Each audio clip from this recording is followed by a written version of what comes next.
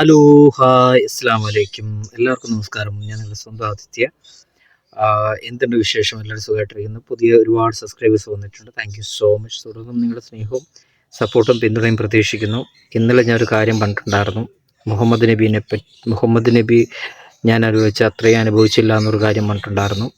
അതൊരു സത്യമായിട്ടുള്ള കാര്യമാണ്. കാരണം ഒരു വേശ്യയുടെ മക്കളായിട്ട് നമ്മൾ ഈ ഭൂമിയിൽ ജനിക്കേണ്ടി വന്നു കഴിഞ്ഞാൽ നമ്മൾ എത്ര നന്നായിട്ട് ജീവിച്ചാലും എത്ര നമ്മൾ പെർഫെക്റ്റായിട്ട് ജീവിച്ചാലും നമുക്ക് നമ്മൾ ജനിച്ച് നമ്മളെ ഖബറിലോട്ട് നമ്മുടെ മയ്യത്തെടുത്ത് അടക്കം ചെയ്യുന്നത് വരെ അതിൻ്റെ നാറ്റം നമ്മുടെ ജീവിതം വിട്ടോ നമ്മുടെ ശരീരം വിട്ടോ പോവില്ല.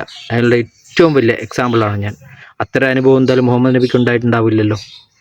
ഉപ്പാനെയും ഉമ്മാനെയും എത്ര യോഗ്യതയില്ലാത്തവരാണെങ്കിലും അവരൊരു തെറ്റ് ചെയ്തിട്ടില്ലെങ്കിൽ നമുക്ക് വളരെ അഭിമാനിച്ച് ജീവിക്കാം. അല്ലെങ്കിൽ നമ്മുടെ ജനനത്തോടുകൂടി അവർ മരിച്ചു പോയാൽ പോലും നമുക്ക് അവരെ ഓർത്ത് അഭിമാനിച്ച് നമുക്ക് ജീവിക്കാം. പക്ഷേ ഇങ്ങനെയുള്ള കുഞ്ഞുങ്ങൾ അങ്ങനെയല്ല ജീവിക്കുന്നത്. അവർ ചെയ്തതിൻ്റെ ഫലം സ്കൂളിൽ പഠിക്കുന്ന സമയത്ത് വേശ്യയുടെ മകനെന്ന്, പിന്നെ ഇവിടെ സമൂഹത്തിൽ ഇവിടെ കല്യാണത്തിന് പോയി കഴിഞ്ഞാൽ അവിടെ നിന്ന് ഇങ്ങനെ ആൾക്കാർ നമ്മൾ ചൂണ്ടിക്കാണിച്ച് പറയും. അങ്ങനെ ഒരുപാട് പ്രശ്നങ്ങൾ അവർ നേരിടേണ്ടി വരും. അവരുടെ മാരേജിൻ്റെ സമയത്താണെങ്കിലും ഇനി മാരേജിൻ്റെ പ്രോബ്ലംസ് വരുമ്പോഴാണ് എന്തൊരു കാര്യത്തിനാണെങ്കിലും ഈ ഒരു ടോപ്പിക്കായിരിക്കും ആദ്യം വരുന്നത്. അതും അവർ ചെയ്യാത്ത തെറ്റിനാണ് അവർ അനുഭവിച്ചുകൊണ്ടിരിക്കുന്നത്. അത്തരം അനുഭവം എന്തായാലും മുഹമ്മദ് നബിക്ക് ഉണ്ടെന്ന് എനിക്കറിയില്ല. കാരണം മുഹമ്മദ് നബിയുടെ ചരിത്രം മുഴുവൻ ഞാൻ വായിച്ചിട്ടാണ്.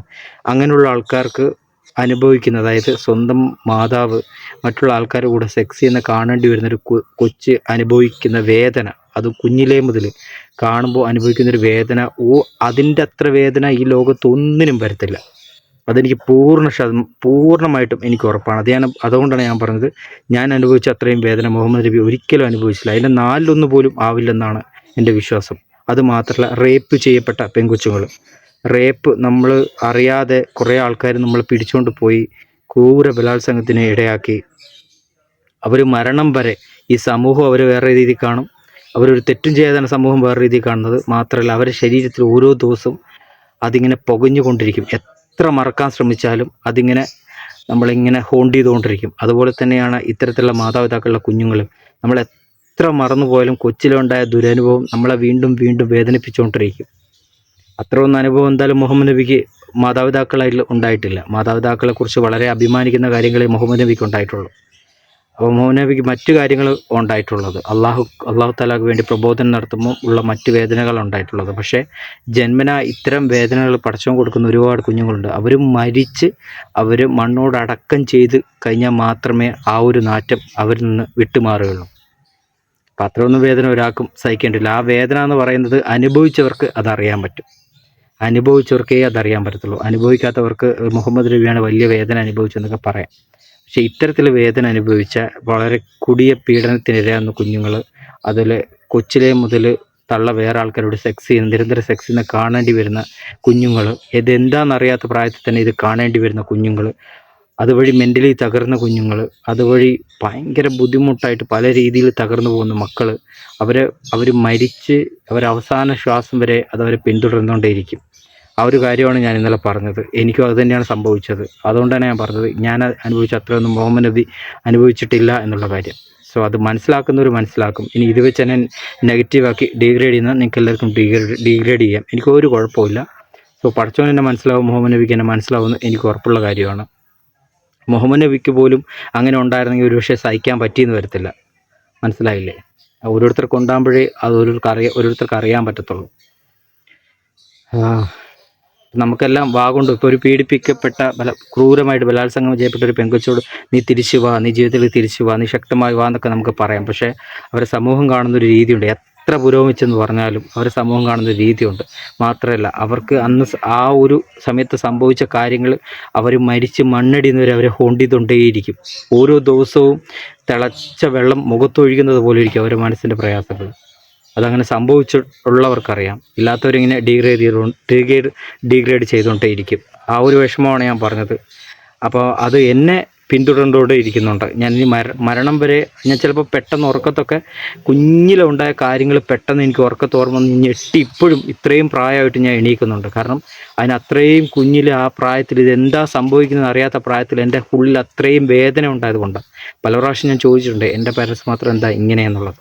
അതൊക്കെ അനുഭവിക്കുന്നവർക്ക് മാത്രമേ അതറിയത്തുള്ളൂ. അത്രയും വേദനയൊന്നും ഒരാൾക്കും ഈ മുഹമ്മദ് നബിക്ക് പോലും മാതാപിതാക്കളിൽ നിന്ന് അനുഭവിക്കേണ്ടി വന്നിട്ടില്ല. അപ്പോൾ അത് അങ്ങനെ അനുഭവിക്കുന്ന കുഞ്ഞുങ്ങൾക്കറിയാം എത്രത്തോളം വേദനയാണെന്നുള്ളത്. അത് പറഞ്ഞിട്ട് എന്നെ ഡീഗ്രേഡ് ചെയ്യുകയാണെങ്കിൽ ഡീഗ്രേഡ് ചെയ്തോ. മുഹമ്മദ് നബിയെ കൊണ്ട് മോശമായിട്ട് ഒരു വാക്കും ഞാൻ പറഞ്ഞിട്ടില്ല. സോ അപ്പോൾ നമുക്ക് ഇന്നത്തെ വ്ലോഗിലേക്ക് പോകാം. ആദ്യമായിട്ട് കാണുന്നവരാണെങ്കിൽ, എന്നെ ഇഷ്ടപ്പെടുന്നവരാണെങ്കിൽ തീർച്ചയായിട്ടും സബ്സ്ക്രൈബ് ചെയ്യുക, ലൈക്ക് ചെയ്യുക, ഷെയർ ചെയ്യുക, കമൻറ്റ് ചെയ്യുക. പോവാം ഇന്നത്തെ വിശേഷങ്ങളൊപ്പം. എല്ലാവർക്കും നമസ്കാരം, അസ്സലാമു അലൈക്കും. ഞാൻ നിങ്ങളുടെ സ്വന്തം ആദിത്യ. എന്തുണ്ട് വിശേഷം? സുഖമാണോ? എല്ലാവരും സുഖമായിട്ടിരിക്കുന്നു. പുതിയ ഒരുപാട് സബ്സ്ക്രൈബേഴ്സ് വന്നിട്ടുണ്ട്. എല്ലാവർക്കും താങ്ക് യു സോ മച്ച്. തുടർന്നും സപ്പോർട്ട് ചെയ്യുക. ഒരുപാട് ഡീഗ്രേഡിങ് ഞാൻ പറഞ്ഞൊരു കാര്യം വളച്ചൊടിച്ച് അത് മാനിപ്പുലേറ്റ് ചെയ്ത് മാക്സിമം എന്നെ സോഷ്യൽ മീഡിയയിൽ ഡീഗ്രേഡ് ചെയ്യാൻ ശ്രമിക്കുന്നുണ്ട്. പക്ഷേ എനിക്ക് കുഴപ്പമില്ല. ഞാൻ എന്താ പറഞ്ഞതെന്നും എന്താ ഞാൻ ഉദ്ദേശിച്ചതെന്നും എനിക്ക് കറക്റ്റ് അറിയാം. അപ്പം അത് മാനിപ്പുലേറ്റ് ചെയ്ത് അത് നെഗറ്റീവാക്കി എന്നെ നെഗറ്റീവാക്കാൻ ഉദ്ദേശിക്കുന്നവർ തീർച്ചയായിട്ടും നിങ്ങൾ നെഗറ്റീവ് ആക്കിയോ, ഒരു കുഴപ്പമില്ല. നമ്മൾ വീഡിയോ ചെയ്തുകൊണ്ട് തന്നെ ഇരിക്കും. നമ്മൾ സ്നേഹിക്കുന്ന കുറച്ച് പേരെങ്കിലും ഉണ്ട്. അവരെപ്പോഴും തുടക്കം മുതലേ എൻ്റെ കൂടെ ഉണ്ടായിരുന്നു. എന്നെ അറിയുന്നവർ ഇനി എപ്പോഴും എൻ്റെ കൂടെ തന്നെ കാണുമെന്ന് എനിക്ക് ഉറപ്പ് തന്നെയാണ്. സോ നമ്മളൊരു കാര്യം പറയുമ്പോൾ അത് വ്യക്തമായി ഫുള്ള് കേട്ടിട്ട് വേണം അതിന് റിപ്ലൈ ചെയ്യാൻ വേണ്ടിയിട്ട്. അത് മുഴുവനായിട്ട് കേൾക്കാതെ അറ്റവും വാലും കേട്ടിട്ട് വന്നിട്ട് ഡീഗ്രേഡ് ചെയ്യുന്ന അവസ്ഥ വളരെ മോശമുണ്ട്, വളരെ വിഷമമുണ്ട്. പിന്നെ സോഷ്യൽ മീഡിയയിൽ അങ്ങനെയാണല്ലോ, നമ്മൾ പറഞ്ഞ മുഴുവൻ കാര്യങ്ങൾ കേൾക്കാതെ ഒരു പർട്ടിക്കുലർ കാര്യം മാത്രം എടുത്തിട്ട് മാക്സിമം ആൾക്കാരെ ഡീഗ്രേഡ് ചെയ്ത് ചവിട്ടി താഴ്ത്താൻ നോക്കും. അതുതന്നെയാണ് ജീവിതത്തിലാണെങ്കിലും സോഷ്യൽ മീഡിയയിലാണെങ്കിലും എല്ലാവരും ഇപ്പോൾ ബിഗ് ബോസിലാണെങ്കിലും ഒക്കെ നടന്നുകൊണ്ടിരിക്കുന്ന അതാണ്. നമ്മൾ പറയുന്ന മുഴുവനായിട്ട് കേൾക്കാതെ ഒരു വ്യക്തിയെ മാക്സിമം ഡീഗ്രേഡ് ചെയ്ത് അവനെങ്കിലും ഈ ഭൂമിയിൽ നിന്ന് അവരെ എങ്ങനെയെങ്കിലും പറഞ്ഞയക്കണം, അല്ല അവരെ ഉയരാൻ സമ്മതിക്കരുത്. ഇത് തന്നെയാണ് എല്ലാ ഫീൽഡിലും നടക്കുന്നത്. യൂട്യൂബ് വ്ളോഗ്സിന് മാത്രമല്ല, ഇപ്പോൾ നമ്മളൊരു സ്ഥലത്ത് ജോലിക്ക് പോയാൽ പോലും നമ്മളെ ചവിട്ടി താഴ്ത്താൻ വേണ്ടി നമ്മൾ പറഞ്ഞ ചെറിയൊരു കാര്യം എടുത്തിട്ട് അത് ഡീഗ്രേഡ് ചെയ്ത് അത് മാനിപ്പുലേറ്റ് ചെയ്ത് അത് മോശം രീതിയിലാക്കാൻ കുറേ ആളുകളുണ്ട്. ഇങ്ങനെ നെഗറ്റീവ് മൈൻഡുള്ള കുറേ ആൾക്കാർ. ഞാൻ എന്താ പറഞ്ഞത് നിങ്ങൾ എന്താ മനസ്സിലാക്കുന്നത് എനിക്കറിയത്തില്ല. ഓരോ കമൻറ്റ് വരുമ്പോഴും നെഗറ്റീവ് കമൻറ്റ് വരുമ്പോഴും നമ്മൾ പറയാത്ത കാര്യത്തിനാണ് നമ്മൾ ഈ നെഗറ്റീവൊക്കെ ചിത്രീകരിക്കുന്നത്. അപ്പം നമുക്ക് എത്രത്തോളം മനസ്സിന് വേദന ഉണ്ടാകുന്നുണ്ട്. അപ്പോൾ ഇങ്ങനെ കമൻറ്റ് ഇടുന്ന ആൾക്കാർക്ക് തീർച്ചയായിട്ടും അവരെന്താണോ ചെയ്യുന്നത് അതിൻ്റെ പ്രതിഫലം അവർക്ക് പടച്ചവൻ കൊടുത്തോളും. പിന്നെ മുഹമ്മദ് നബി അള്ളാൻ്റെ റസൂലും കൂടെ കൊടുത്തോളും എന്ന് ഞാൻ വിശ്വസിക്കുന്നു. അങ്ങനെ ഇതാ നമ്മളിന്ന് ജോലിക്ക് വന്നതിന് ശേഷം ഇന്ന് ഭയങ്കര മെൻ്റലി ഞാൻ ഡൗൺ ആണ്. കാരണം എനിക്ക് ഒരുപാട് നെഗറ്റീവ് കമൻറ്റ് വന്നിട്ടുണ്ടായിരുന്നു. ഞാൻ പറഞ്ഞൊരു കാര്യം ഒന്ന്, പക്ഷേ നിങ്ങൾ പറയുന്ന വേറൊരു കാര്യം. അപ്പോൾ എനിക്ക് ഒരുപാട് വിഷമം ഉണ്ടായിട്ടുണ്ട്. ശരിക്കും പറഞ്ഞാൽ ഉച്ചയ്ക്ക് ചോറ് പോലും കഴിക്കാൻ പറ്റിയില്ല. കാരണം ഞാൻ എന്താ പറഞ്ഞത്, ഇവരെന്താ മനസ്സിലാക്കിയെന്നുള്ളൊരു ഫീലായിരുന്നു എനിക്ക്. അതുകൊണ്ട് എനിക്ക് ശരിക്കും ചോറ് പോലും കഴിക്കാൻ പറ്റിയിട്ടില്ല. ഞങ്ങൾ സാധാരണ യൂട്യൂബ് വീഡിയോ ചെയ്യുന്ന ആൾക്കാർ ഞങ്ങളെല്ലാം സാധാരണ മനുഷ്യരാണ്. ഞങ്ങൾക്കും വേദനയും വിഷമവും ബുദ്ധിമുട്ടും എല്ലാം ഉണ്ടാവും. നിങ്ങൾക്ക് വായി തോന്നുന്ന കമൻറ്റുകൾ, കാര്യങ്ങൾ വളച്ചൊടിച്ച് നിങ്ങൾ കമൻറ്റ് ചെയ്യുമ്പം ഞങ്ങൾക്കും ഒരുപാട് വിഷമം ഉണ്ടാകും. കാരണം ഞങ്ങളും മനുഷ്യരാണ്. ഇനിയൊരു കാര്യം ഞാൻ തീരുമാനിച്ചിട്ടുണ്ട്, കമൻസിനൊന്നും റിപ്ലൈ കൊടുക്കില്ല എന്നുള്ളത്. കാരണം ഒരുപാട് കമൻറ്റ്സ് വരുമ്പം അവർ ഇത്രയും ബുദ്ധിമുട്ടില്ല കമൻറ്റ്സ് ഇടുന്നത്. അപ്പോൾ നമ്മളൊരു ഇതിന് വേണ്ടി നമ്മളെ സ്നേഹിക്കുന്ന ആൾക്കാർ കമൻറ്റ് ഇടുമ്പോൾ അതിന് റിപ്ലൈ കൊടുക്കണം എന്ന് ഓർത്തിട്ടാണ് പല കമൻറ്റിനും മാന്യമായ രീതിയിൽ റിപ്ലൈ കൊടുക്കുന്നത്. ചിലതൊക്കെ നെഞ്ച് കീറിപ്പോകുന്ന തരത്തിലുള്ള കമൻസുകളൊക്കെ വരുന്നുണ്ട്. അതെന്തറിഞ്ഞിട്ടാണ്, എന്തിൻ്റെ ബേസിലാണ് ഇവരിങ്ങനെ ഒരാളെ കയറി തെറിവിളിക്കുകയും ഇത്തരം കാര്യങ്ങൾ പറയുകയും ചെയ്യുന്നതെന്ന് എനിക്ക് മനസ്സിലാവുന്നില്ല. പിന്നെ മുഹമ്മദ് നബിയെക്കുറിച്ച് ഞാൻ മോശമായിട്ട് ഒരു വാക്ക് പോലും ഞാൻ പറഞ്ഞിട്ടില്ല. അത് എന്താ പറയുക ഞാൻ വീഡിയോയുടെ തുടക്കത്തിൽ പറയുമ്പോൾ നിങ്ങൾക്ക് മനസ്സിലായിട്ടുണ്ടാകും. എന്തായാലും ഒരുപാട് വിഷമമുണ്ട് ഇത്തരം നെഗറ്റീവ് കമൻറ്റ് ഒരാളെ മെൻ്റലി തകർക്കുന്നതിൽ ഒരുപാട് സന്തോഷമുണ്ട്. അങ്ങനെ തകർക്കുന്നവരെ മൈൻഡ് എത്രത്തിലുള്ള മൈൻഡാണെന്നും കൃത്യമായിട്ട് എല്ലാവർക്കും മനസ്സിലാവും. നിങ്ങൾ ചെയ്തതിൻ്റെ കർമ്മഫലം നിങ്ങൾക്ക് കിട്ടും. നിങ്ങളൊരു കമൻറ്റ് ഇടുമ്പം പടച്ചവനൊന്നും കാണുന്നില്ലെന്ന്, പടച്ചവൻ നിങ്ങൾ കമൻറ്റ് ഇടുന്ന കാര്യങ്ങളെല്ലാം കാണുന്നുണ്ട്. മുഴുവനായിട്ടും കാര്യം കേൾക്കാതെ ഒരാളെ ഡീഗ്രേഡ് ചെയ്യുന്നത് വളരെ മോശം കാര്യമാണ്. അപ്പോൾ ഇന്ന് ശരിക്കും ജോലിക്ക് പോയിട്ട് എനിക്ക് കാലിന് വയ്യാത്തതുകൊണ്ട് ഉച്ചയ്ക്ക് തന്നെ ഞാൻ തിരിച്ച് വീട്ടിലേക്ക് പോവുകയാണ്. അപ്പം എന്നെ സപ്പോർട്ട് ചെയ്യുന്ന സ്നേഹിക്കുന്ന ഒരുപാട് മുത്തുമണികളുണ്ട്. എല്ലാവർക്കും താങ്ക് യു സോ മച്ച്. തുടർന്നും നിങ്ങളുടെ സ്നേഹവും സപ്പോർട്ടും പിന്തുണയും പ്രതീക്ഷിക്കുന്നു.